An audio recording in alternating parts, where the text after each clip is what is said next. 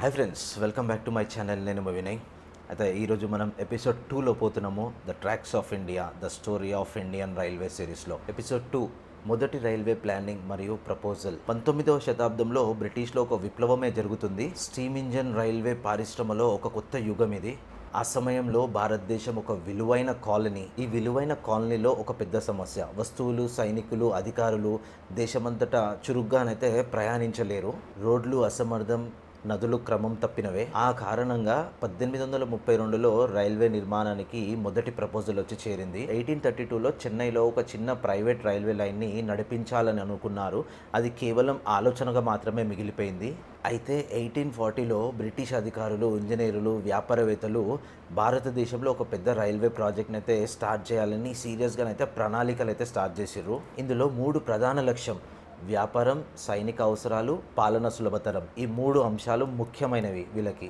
ఒక ప్రధాన లైన్ ముంబై నుంచి కోల్కతా, ముంబై నుంచి మద్రాస్కి కనెక్ట్ చేయాలని ప్లాన్ చేశారు. ఇది కేవలం వ్యాపార రూట్ మాత్రమే కాదు, సామ్రాజ్యానికి నాడీ మార్గం ఇది.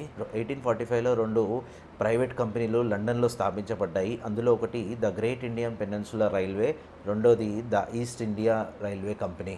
ఈ కంపెనీలకి బ్రిటిష్ ప్రభుత్వం గ్యారంటీ ఇచ్చింది: మీరు ఇన్వెస్ట్ చేస్తే మాకు కూడా లాభం ఇవ్వాలి, కానీ నష్టం వస్తే మాత్రం అప్పటి ప్రభుత్వమే భరించాలని బ్రిటిష్ కంపెనీ గ్యారంటీ ఇచ్చింది. దాంతో బ్రిటిష్ వ్యాపార వర్గాలు పెద్దగా ఆకర్షించబడ్డాయి.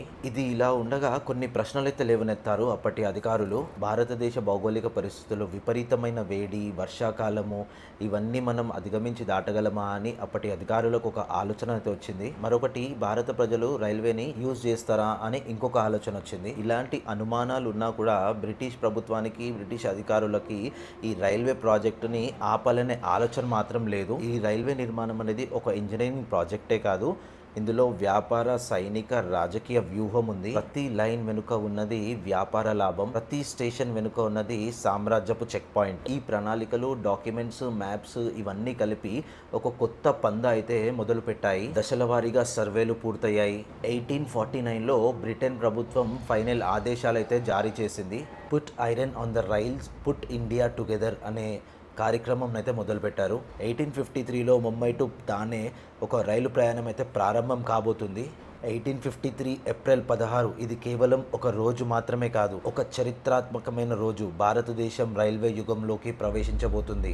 ముంబైలోని బోరీబందర్ స్టేషన్ దగ్గర ఒక పెద్ద గుంపు బ్రిటన్ అధికారులు, స్థానిక ప్రజలు, చాలా పండుగ వాతావరణంగా ఉంది ఆ స్టేషన్ దగ్గర. అందరూ ఎదురు చూస్తున్నారు. ఒక కొత్త చరిత్ర రాయబడుతుంది ఆ రోజు. ఉదయం 3:35 ఒక పెద్ద శబ్దంతో స్టీమ్ ఇంజన్ సిగ్నల్ ఇచ్చింది. ఆ శబ్దం ఒక కొత్త యుగానికి సైగా. 14 బోగీలు, 400 అతిథులతో ఈ రైలు ప్రయాణం స్టార్ట్ చేయబోతుంది. ఇందులో 3 స్టీమ్ ఇంజన్లు ఉన్నాయి.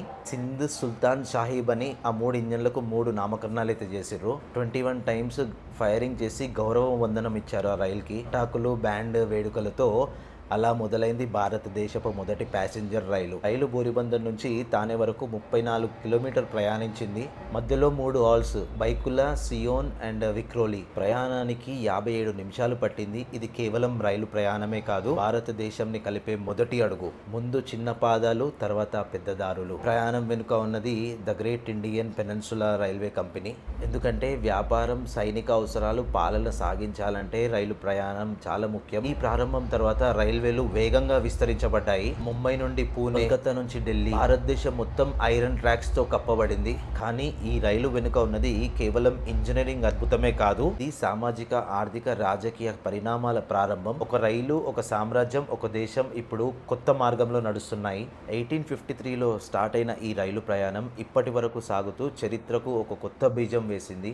కానీ ఈ రైలు వెనుకల ఉన్న కష్టాలు, సవాళ్ళు ఎలా ఎదుర్కొన్నారు, టనల్స్ ఎలా తవ్వారు, బ్రిడ్జ్లు ఎలా కట్టారు అనేది మనం మన తర్వాత ఎపిసోడ్లో తెలుసుకుందాము. ఇది ట్రాక్స్ ఆఫ్ ఇండియా, భారతీయ రైల్వేల అపరిచిత కథ. ఈ ఎపిసోడ్ నచ్చితే లైక్ చేయండి, సబ్స్క్రైబ్ చేయండి, షేర్ చేయండి. Thank you all. జై హింద్.